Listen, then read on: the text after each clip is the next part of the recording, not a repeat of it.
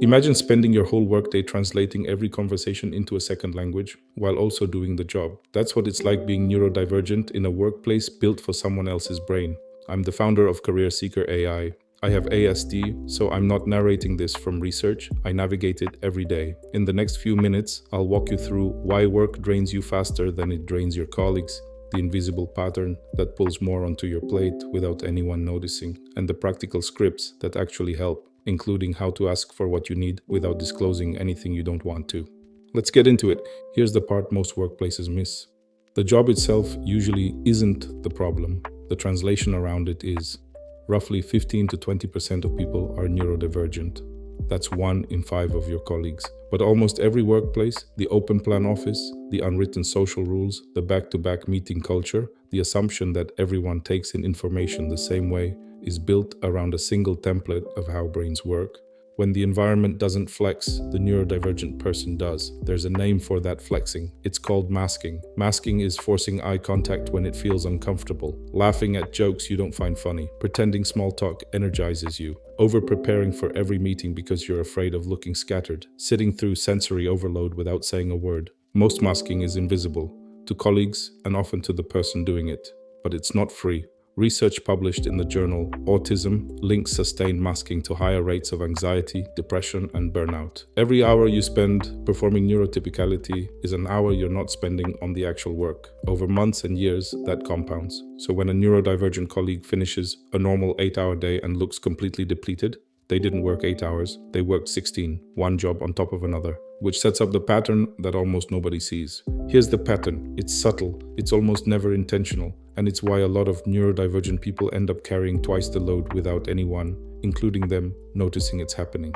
Step 1. A trait surfaces that benefits the team. Someone with ADHD juggles 5 tasks at once and delivers all of them. Someone with ASD produces unusually thorough, detail-oriented work without being asked. Step 2. The behavior gets rewarded socially. You're so reliable.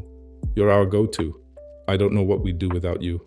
This feels good. Of course it does. The praise validates something that's often been a source of struggle, so the person doesn't flag it.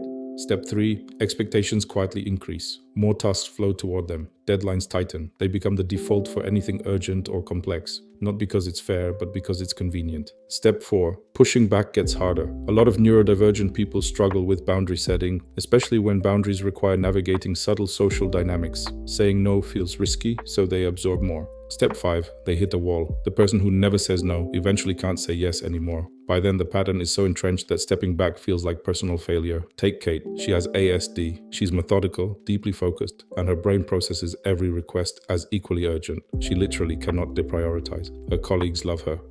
Kate treats every task as a priority. What they don't see is that Kate stays late and works weekends not because she's choosing to, but because she doesn't know how to signal she's drowning without sounding incompetent.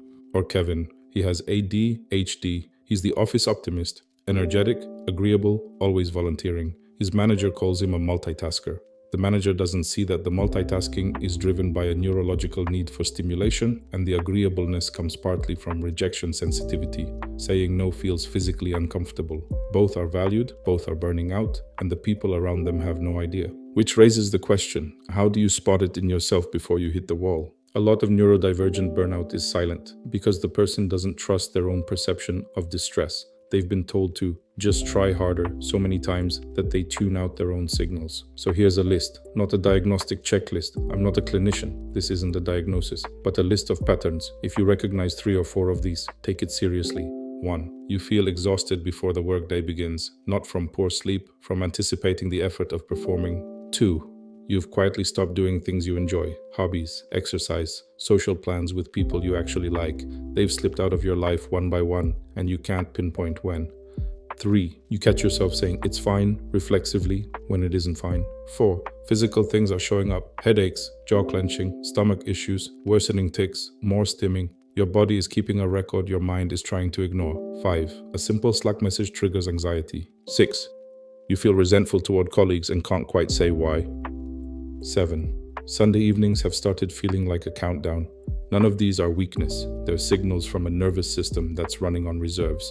And if your version of burnout doesn't look like other people's, if you go quiet instead of crying, if you can't start a task instead of working too hard, if you withdraw instead of complain, That's neurodivergent burnout. It looks different because your brain is different. That doesn't make it less real. So what do you actually do about it? Now, the practical part. Assertiveness is a skill. It can be learned, but when you're already overloaded, composing a diplomatic response in real time is almost impossible. So the move is to have phrases ready before you need them. I'll give you 4 that work in different situations. None of them require you to disclose anything about how your brain works. They frame your needs in terms of work quality. Language managers respect. First, when you're given a new task on top of a full plate, try, I can take this on, but something else will need to move. Which of my current tasks should I deprioritize? This puts the prioritization back where it belongs, with the person assigning the work. Second, when you actually need to say no, try, I don't have capacity for this right now. Can we look at it next week? No apology, no explanation, just a clear statement of capacity. Third, when someone is unintentionally overloading you, try, I've noticed I'm absorbing a lot of ad hoc requests. Can we agree on a system so I can plan my week? This names the pattern without blaming anyone. It also gives the other person a way to fix it. Fourth, when you need a specific accommodation but don't want to disclose why, try, I do my best work when I can focus without interruptions. Can I block heads down time on my calendar? Or written instructions work better for me than verbal ones? Could you send that over email? Notice what these have in common. They're not about you being neurodivergent. They're about you delivering quality work, which is true. And it's also what the person on the other side of the conversation actually cares about. But scripts only get you so far. The bigger question is whether the work itself is fitting you in the first place. The scripts help, but they're a workaround. The deeper fix isn't getting better at masking a misaligned job. It's choosing work that doesn't require so much masking in the first place. Here's the part. Most career advice gets wrong. Neurodivergent traits aren't deficits, they're context dependent. The same trait that exhausts you in one role can be the thing that makes you exceptional in another. ADHD's restless energy turns into entrepreneurial drive in a fast-moving startup.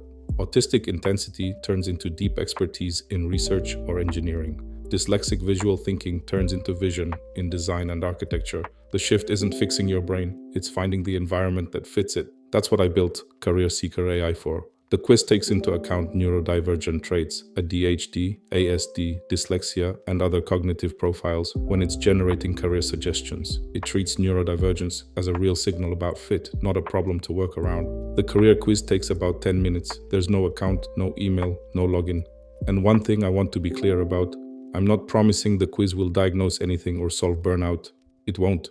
What it will do is give you a personalized look at career paths that actually align with how your brain works, including paths you might not have considered. If you're tired of fitting yourself to roles that weren't built for you, it's a way to start looking at the question from the other direction. Links below. Let me leave you with this. If work is draining you faster than it drains everyone around you, that's not weakness. It's the cost of doing the job in a language that isn't your first. You can get better at scripts. You can ask for what you need without disclosing why. But the real fix is finding a role where the language fits, where the way your brain works is the thing that makes you good at it, not the thing you're spending energy hiding. You can start with the free CareerSeeker AI quiz. No commitment, just a clearer picture. If this video resonated, hit subscribe. I'm planning on making more of those. And if someone in your life would recognize themselves in this, send it their way. Take care of yourself and see you soon.